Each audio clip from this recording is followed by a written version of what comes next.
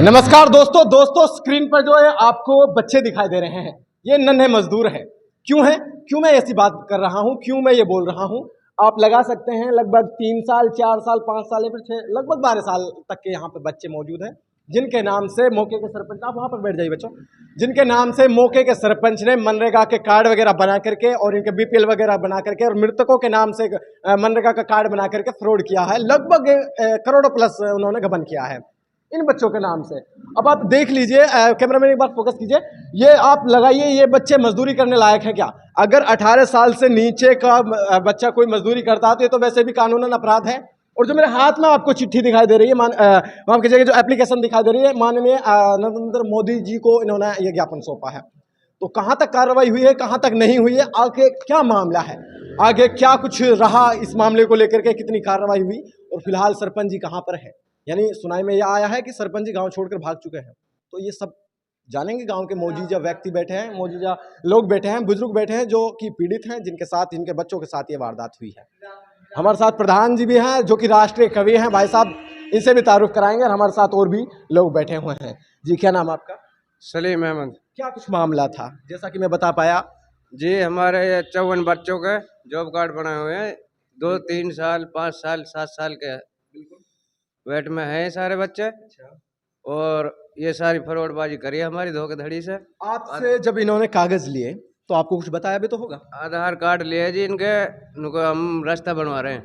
रास्ता बनाने, रास्ता के हमें पीला परमिट बनवाने के चक्कर में यहाँ से देखे और उसने ये जो आधार कार्ड ले लिए हैं। तो यूं समझ लीजिए कि आपको इन्होंने, सरपंच जी ने ये झांसा दिया था कि हम आपके बच्चों के जो है बीपीएल कार्ड बनवाएंगे और रास्ता वगैरह, कुछ ऐसा कोई बहाना लगा करके आपसे कार्ड वगैरह प्राप्त किया? बहाना लगा के नहीं, आधार कार्ड ले लिए बच्चों के सारे। घोटाले के बारे में आपको कैसे पता?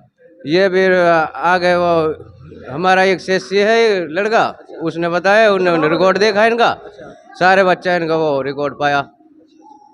तो ऐसा अभी तक कोई आपको, चलिए मान लीजिए उन्होंने आपके नाम से, आपके बच्चों के नाम से मनरेगा का काम करवाया, फिर कार्ड बनवाया, तो कोई फंड वगैरह आपको दिया? कोई बताया जी, कैसे कोई राशि वगैरह आपको दी? कुछ नहीं दिया। बिल्कुल आप नील समझे आपने आपको कोई महसूस ही नहीं करने दी कि ये हमारे। ये बताइए, आपने पुलिस प्रशासन को कोई कंप्लेंट नहीं दी इस मामले को लेकर के? शुरू में कंप्लेंट दी प्रशासन को, आगे फिर एसपी को दी, डीसी को दी। कोई कार्रवाई हुई? अभी कोई कार्रवाई हमारा हमें अभी थोड़ी ना आई है सामने। अच्छा, पुलिस प्रशासन ने अभी कोई कार्रवाई, कोई ठोस कदम या फिर कोई किसी ने भी कोई अभी तक, कोई उपरोक्त अधिकारी ने कोई कार्रवाई अभी तक नहीं की? अभी थोड़ी देखो तक अब क्या होएगा। सरपंच आपने बोला था कि आपने हमारे साथ ये फ्रॉड किया है, इसका आपको देना होगा कुछ मुआवजा। उससे वो कोई बात करके राजी नहीं हो। वो है कहाँ पर इस वक्त? अब फिलहाल तो फ्रॉड है, मतलब घर से फरार है? फरार है। मतलब आप लोगों को कुछ पता नहीं कि कहाँ पर है वो? कुछ पता नहीं। बच्चे एक मिनट यहाँ पर आओ, एक बार आओ, एक बार। दोस्तों ये लड़का हमारे साथ है, एक बार आओ। आपन से जब उन्होंने आधार कार्ड ले, क्या बोला था उन्होंने, सरपंच ने? मतलब आपको, आपने, आपके पास मजदूरी कराते हो? अच्छा। चलिए दोस्तों, ये बच्चे हेजिटेशन ला रहे हैं, नहीं बोल सकते। हमारे साथ एक बुजुर्ग भी है, कौन, कोई ना, हमारे साथ एक बुजुर्ग हैं, ये इनसे पता करेंगे आखिर तजुर्बेकार बुजुर्ग है, क्या कुछ मामला था, इनको कुछ बताया था या नहीं। क्योंकि गांव में ऐसा नहीं है कि एक को तो बताना चाहिए था, जब इतने लोगों, अब आप लगा लीजिए 10 से 15 बच्चे हैं, इनमें से किसी के माता पिता को तो पता चला होगा। जी अंकल जी, क्या नाम आपका? मेरा नाम नसीर अहमद है। गाँव कौन सा जी? गाँव अटेर नसमसाबाद। अच्छा, क्या मामला था, क्या हुआ आपके साथ? ये मामला ऐसा हुआ है जी, हमसे रास्ता बंधवाने के झांसा दे के और पीला परमिट बनवाने के झांसा दे के हमसे आधार कार्ड इन्होंने लिए। अच्छा, ये जो है निजाम ठेकेदार। ये ठेकेदार है या फिर सरपंच है? निजाम ठेकेदार है, सरपंच नहीं है? निजाम ठेकेदार है, सरपंच नहीं है ये। अच्छा, सरपंच सरपंच अब फिलहाल है, उस वक्त ये ठेकेदार था। मतलब पहले जब इन्होंने कार्ड वगैरह लिए, जब ये सरपंच नहीं था, जब सरपंच नहीं और अब मौके पर सरपंच है, अब मौके पर सरपंच है ये। अब आप लोगों को पता चला कि हमारे साथ घपला हुआ है? हाँ, हमें तो जब पता लगा है, जब कंप्यूटर सिस्टम में जब हमारा नाम आया कि भाई हमारे नाम से तो इतने इतने पैसे निकले हुए हैं, और पैसे भी निकाल लिए? पैसे भी निकाल आपको कोई पैसा वगैरह नहीं दिया जैसे हमको बच्चों? कोई मैसेज नहीं है। भाई भाई जब बैंक में खाता भी खुलता है, किस खाते के किस नंबर से किस तरह के से पैसे अभी निकलवा आप क्या चाहते हैं संबंधित अधिकारी आपको? भाई जो सारी जो है साजबाज करके इनने धोखाधड़ी करी है, गवर्नमेंट की भी धोखाधड़ी करी है, और गरीब मजदूर बच्चों के नाम से, औरतों के नाम से, बुजुर्गों के नाम से जो है धोखाधड़ी की है। ऐसे जो है कि इसको कड़ी से कड़ी सज़ा दी जावे, और सरकार से और सरकारी अधिकारियों से जो है अनुरोध करते हैं कि इनको जो है कड़ी सज़ा दी जावे। और ये जो है कि मतलब ये घर से भी अब ये फरार है। घर से फरार है मतलब गांव छोड़कर भाग गया? हाँ, फिलहाल यहाँ नजर नहीं आ रहा है। अच्छा, चलिए एक और साथी हमारे साथ हैं, इनसे भी पता करेंगे आखिर ये क्या बात करना चाहते हैं, क्यों। चलिए ये अपनी बात नहीं रखना चाहते। हमारे साथ प्रधान जी मौजूद हैं जो कि एक तजुर्बेकार व्यक्ति हैं, लोगों में उठना बैठना होता है इसका। जी सर, स्वागत है आपका।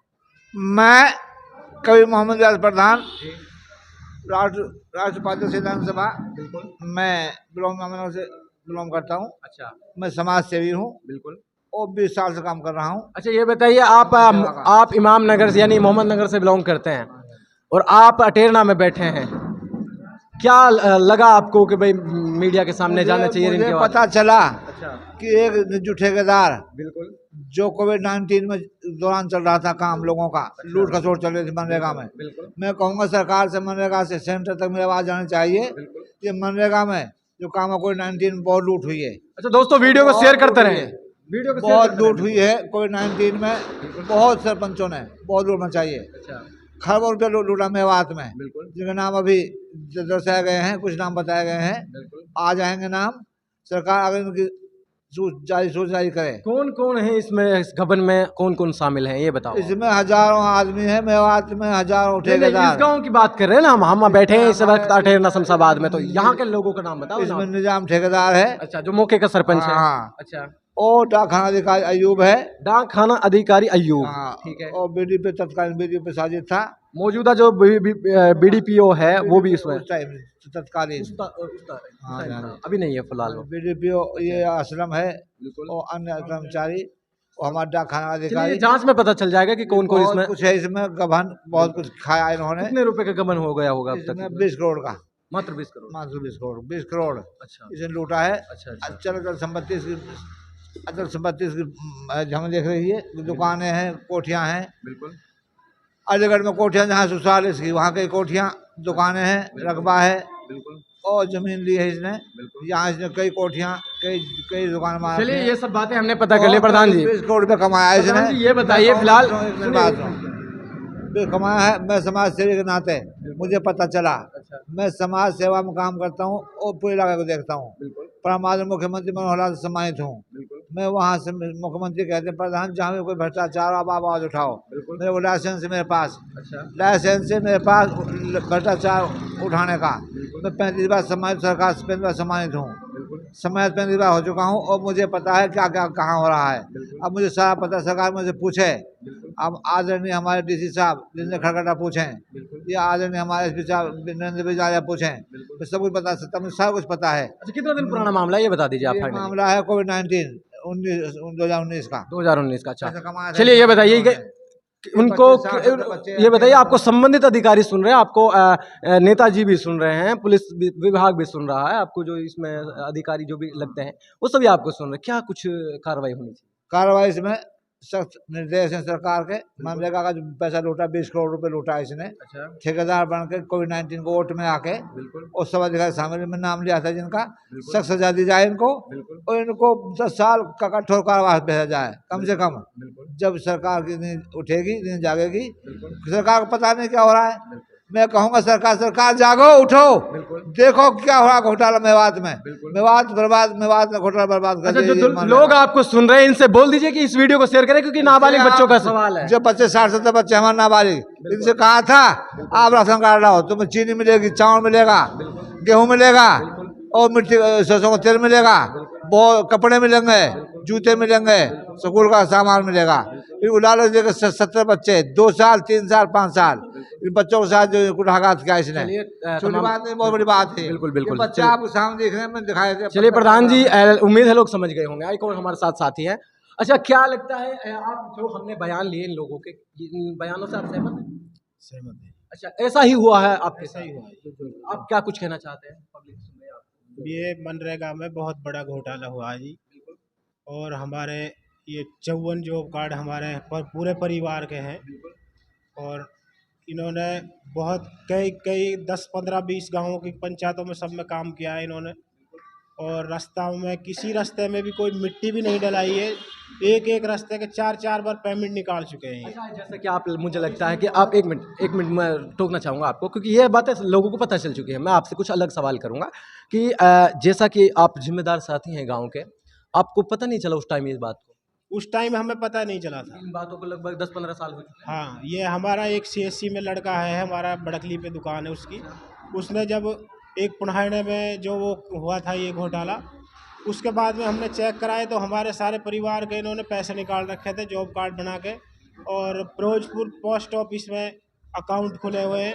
हमें उनका कुछ पता ही नहीं है किसी को भी। आप लोगों को कुछ नहीं पता कि हमारे नाम से कुछ काम? पता नहीं है उनका, किसने खुलवाए, कैसे पैसे आप लोगों निकाले। ने बताया, बोला नहीं सरपंच से कि ऐसा हुआ है? ठेकेदार से बोला नहीं आपने?